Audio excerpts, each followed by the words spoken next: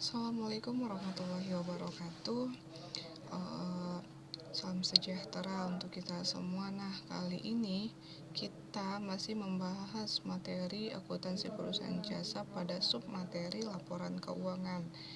Nah, kita lanjutkan ya anak-anak. Minggu kemarin sudah kita bahas mengenai kertas kerja. Nah, selanjutnya adalah laporan keuangan. Simak baik-baik ya. Nah, pengertian laporan keuangan. Laporan keuangan adalah catatan informasi keuangan suatu perusahaan pada suatu periode akuntansi yang dapat digunakan untuk menggambarkan kinerja perusahaan tersebut.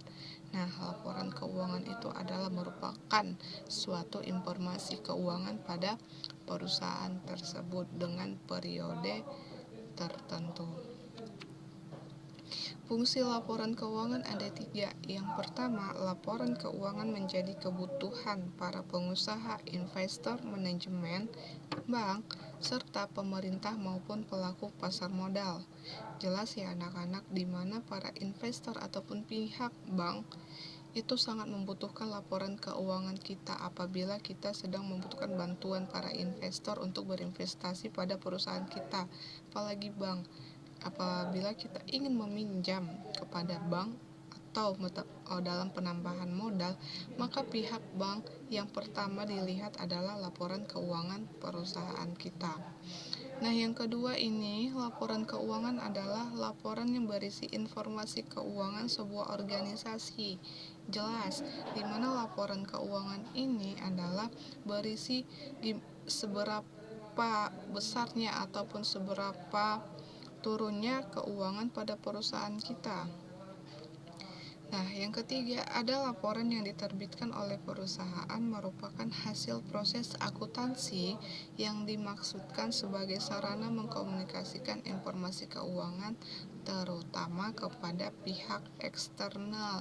Nah, selain laporan keuangan ini ditujukan untuk revisi keuangan pada perusahaan kita, laporan keuangan ini juga ditujukan untuk kepada pihak eksternal, di mana bisa ini akan menarik para investor pada ke perusahaan kita.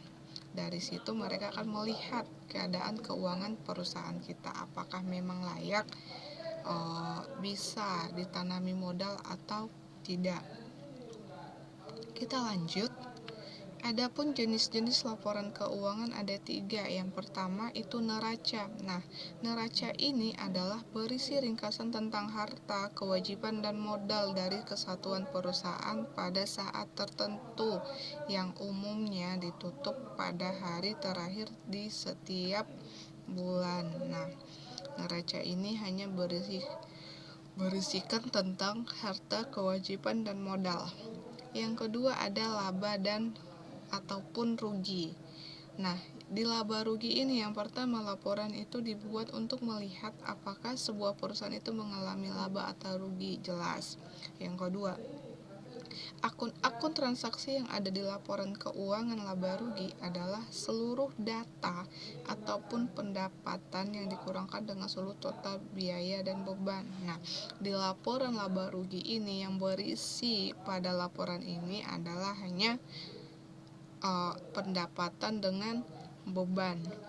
Yang ketiga, jika mengalami laba maka laba dengan prepaid dikurangkan, dan jika mengalami rugi maka rugi dengan prepaid ditambahkan. Ingat ya anak-anak, kalau dia di laporan laba ruginya mengalami laba, maka jumlah laba itu dengan prepaid itu dikurangkan. Dan apabila mengalami rugi, maka jumlah rugi dengan jumlah prepaid itu ditambahkan. Yang ketiga ada perubahan modal. Laporan yang dibuat untuk mengetahui apakah modal perusahaan bertambah ataupun berkurang. Nah, di perubahan modal ini tujuannya untuk mengetahui keadaan keuangan itu apakah bertambah atau berkurang. Nah, adapun rumus laporan keuangan yang pertama neraca.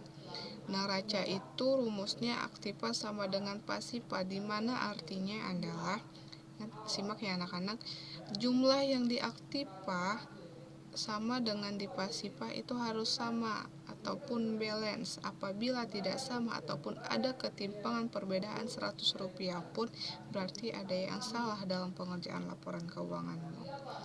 Nah, yang kedua adalah laporan laba rugi.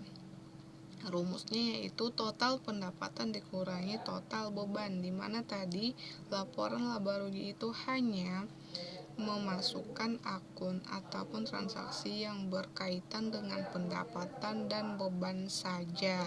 Nah, di sini hasilnya jika positif, maka perusahaan itu dikatakan mengalami laba, tetapi jika mengalami minus, maka perusahaan itu mengalami rugi. Yang ketiga ada perubahan modal, di mana kalau perusahaan itu mengalami keuntungan ataupun laba, rumusnya adalah modal awal ditambah laba dikurangi prepay.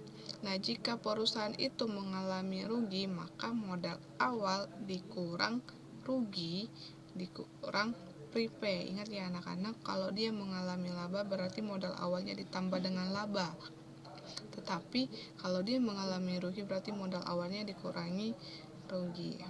Oke, selanjutnya adapun bentuk tabel neraca pada laporan keuangan. Ya, jadi seperti inilah bentuk tabel contoh laporan keuangan pada akun neraca. Nah, di mana aktiva itu kita buat sebelah kiri dan pasifah sebelah kanan, harus balance dia. Nah, di mana di kolom aktiva ini ada akun gas, piutang usaha, perlengkapan. Adapun aktif itu merupakan aktiva lancar ya anak-anak. Adapun kalau misalnya aktiva tetapnya itu seperti tanah dan gedung. Nah, jumlahnya ini adalah sekian. Jadi jumlah di aktiva sama di pasiva itu harus sama, dimana kalau di kolom pasiva itu ada akun hutang lancar, dimana hutang lancar ini terdiri dari hutang usaha, hutang gaji, kemudian ada juga hutang jangka panjang yaitu hutang bank dan hipotek. Sehingga kita jumlahkan semua, tertotallah jumlah hutang. Nah, ditambahkan dengan modal, maka dapatlah hasilnya sekian. Jadi di kolom aktiva sama pasiva ini jumlah akun di aktiva sama di pasiva harus sama. Nah, beginilah kira-kira bentuk dari tabel pada neraca. Yang kedua bentuk tabel laporan laba rugi. Nah, ingat tadi, kalau dia di laporan laba rugi, kolomnya itu hanya berisikan pendapatan dengan beban saja. Nah, berapa kali transaksi yang berkaitan dengan pendapatan? Berapa kali transaksi yang ada terkait dengan beban sewa? Nah, semua beban ataupun semua pendapatan kita masukkan kepada laporan laba rugi sehingga tertotal sekian. Kita lanjut.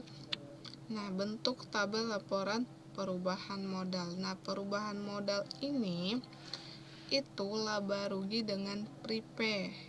Di tabel perubahan modal ini cuman berisikan laba ataupun modal awal, laba ataupun rugi yang didapatkan, kemudian dengan prepay.